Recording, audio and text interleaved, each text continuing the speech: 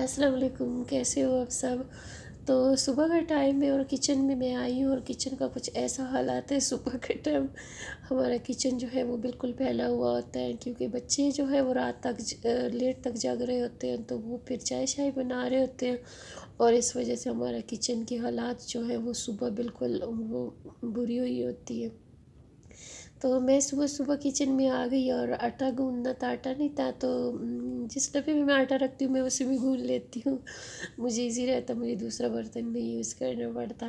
تو آٹا میں نے گوند لیا، اور ساتھ میں نے چائے بھی رکھ لی، اور آج میرا دل ہے کہ میں کچن کی ڈیپ کلیننگ کر لوں، لیکن اگر کی تو آپ کے ساتھ شیئر کروں گی۔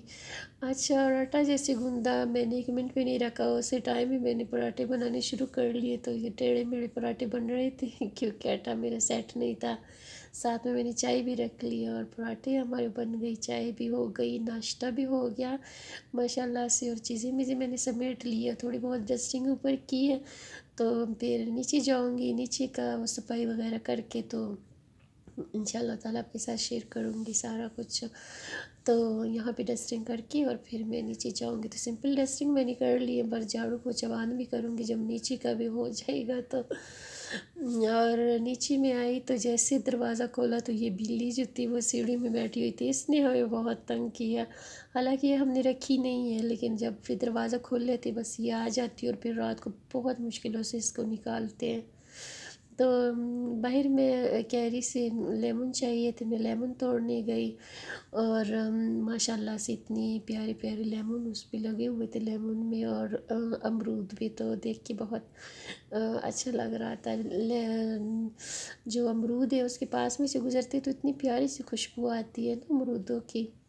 اور لیمن جو ہے وہ ماشاءاللہ سے اس دفعہ بہت بڑا، ویسے ہر دفعہ اس پہ لیمن بہت زیادہ ہوتے ہیں،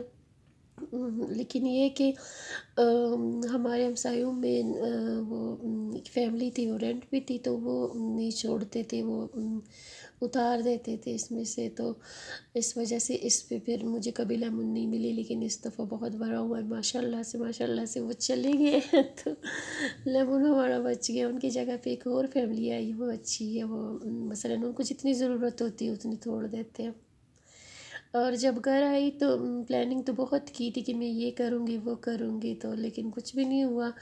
ایک پٹھانی آنٹی ہے ہمارے نیبر میں ہے، تو وہ بیچاری بیمار رہتی ہے، گھر میں ان کی ایک بہو ہے اور ایک بیٹا، لیکن بہو کے ساتھ ان کا اتنا کچھ نہیں وہ بنتی، تو وہ کوئی شاپنگ کرنے کے لیے جاتی تو کبھی کسی کو کہتی کبھی کسی کو، تو آج ہمارے گھر آئی، بہت مشکل سی آئی بیچاری، ہمارے پاس ہی گھر ہے ان کا، لیکن وہ چل پھر نہیں سکتی کچھ اتنی اچھے سے، تو بہت ٹائم لگتا ان کو ہمارے گھر پہنچنے تک۔ تو آئی تو مجھے کہہ رہی تھی کہ میرے ساتھ آنا، میں نے کپڑوں کی شاپنگ کرنی ہے، تو میں نا کوئی ہے نہیں کہ میرے ساتھ جائے، تو پھر میں نے کہا سوچا چل آنٹی کے ساتھ جاؤں گی، شاپنگ کروں گی، کم از کم 2-3 گھنٹے لگ جانے، پھر آ کے میں کر لوں گی، لیکن یہ تھا کہ جب میں آنٹی کے ساتھ گئی تو مجھے بہت سارا ٹائم لگا، اور بالکل بھی باقی کسی کام کے لیے بھی میرے پاس ٹائم نہیں بچا، تو بچیوں کو بھی ساتھ لے کے گئی تھی، وہ بھی بیچاریاں بہت تھک گئی تھی اور آنٹی کا یہ تھا کہ آنٹی کتنی دکانیں آنٹی نے چیک کی مارکیٹ کے اندر میں سے، اور وہ بیچاری کپڑے دکھا دکھا کے، لیکن آنٹی کو جو تھی وہ کپڑے پسند ہی نہیں آ رہے تھے، اور ہم آنٹی کو دیکھ دیکھ کے بالکل میری تو انرجی ختم ہو گئی تھی سارا دن لگ گیا تھا وہاں پہ، لیکن شکر ہے اللہ کا کہ آنٹی کی شاپنگ ہو گئی تھی، کپڑے شپڑے انہوں نے لے لیے۔